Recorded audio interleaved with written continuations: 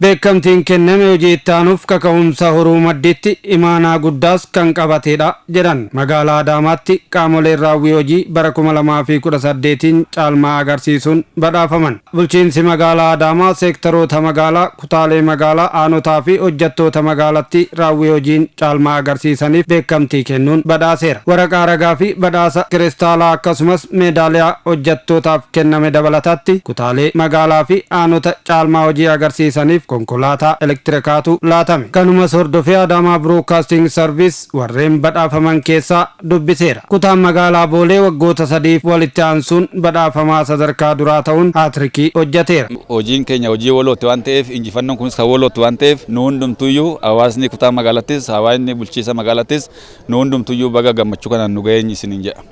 Akkuma beekamu nuyi har'a kan calqabnee moti bara 2016 karaa guutuu ta'een sadarkaa tokkoffaatiin kan xumurre akkasumas immoo bara 2017 sadarkaa tokkoffaan xumurre bara 2018 bara kana karaa guutuu ta'een sadarkaa tokkoffaatti xumurre jecha.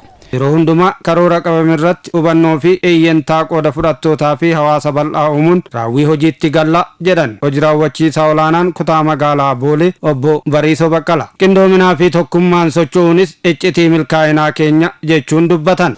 Hojiiwwan hojjennu hundumaayyuu tokko iftoominni murteessaa. Hojiiwwan keenya karaa iftoomina qabuun tokkoffaratti karoora keenya potenshaala keenya bakka ga'uu qabnu karaa guutuu ta'een geenye karoorfachuuf yaallee jira jecha. Kana olitti immoo waan karoorfannisan kan uummataa goone jirra.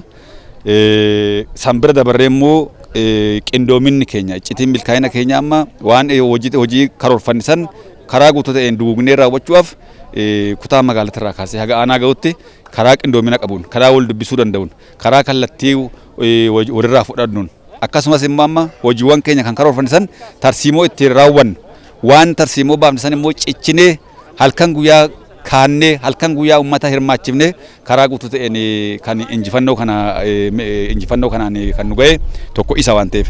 Kanaa olitti immoo iccitiin milkaa'ina keenya wanni sirriitti ilaaluun irra jiru nuyi karaa addaatiin amma hojiiwwan baay'een akka nuwaaf hin beekne garuu calqabbiin jiru gaariidha jennee ilaalla. Hojiiwwan hojjenne keessatti waan karoorfannisan gurmaa'insa sadarkaa zoonitti gadi buunee uummata ijaaruudhaan uummata ijaarame san immoo hirmaachisuudhaan karaa guutuu ta'een hojiiwwan karoorfanne keessatti akka milkoofnu akka milkii kana immoo amma ka hawaasaa akka ta'u kana keessatti immoo amma hojiiwwan hojjennu kana uummanni nu cinaa akka hiriiru komiiwwan uummataa hiikuudhaan. Sadarkaa lammaffaa kan qabate kutaa magaalaa Bokkuu Shananii yoo ta'u beekamtiin kenname kan dabrerraa barnoota kan dhufuuf immoo abdiidha jedhu hojii raawwachiisaa olaanaan kutaa magaalatti obbo Taayyee Doorii. Badhaasni yookaan beekamtiin nuuf kenname hojii kenna karooraaf danda'u qixaan akka baanuuf humna kan nu ta'u kan nu jabeessu akka nuti of cuunfinee kutannoodhaan murannoodhaan hoggansa kennaa fi uummata keenya qindeessinee waan deemnuuf abdii nu ta'eera. Bu'aa bayii fi rakkoolee mudataniif harka hin kennin socho'uun milkaa'ina kanaaf qaqqabne kan jedhan immoo aanotaa fi hojjettoota mootummaa caalmaa raawwii hojii agarsiisaniin beekamtii fi badhaafni kennameefidha. Humnoota mootummaa sadan hunda fayyadamnee itti gargaaramneet hojii kana kan milkeessine keessattuu humnoota mootummaa bajeta mootummaa akkaataa dandeenyuun itti fayyadamuudhaaf yaallee jirra. Gama birootiin immoo badhaadhina maatii sirriitti akka itti fayyadamnu irratti hojjennee jirra. Hundaa olitti immoo humna waloo bara kana akka aanaa Goorotitti bal'inaan baay'inaan itti fayyadamnee waan as geenyeef sadarkaa kana kan milkoofne hojii kana egaa yoo hojjettu dadhabbii qaba of kennuu barbaada xiiqoftee hojjechuu barbaada.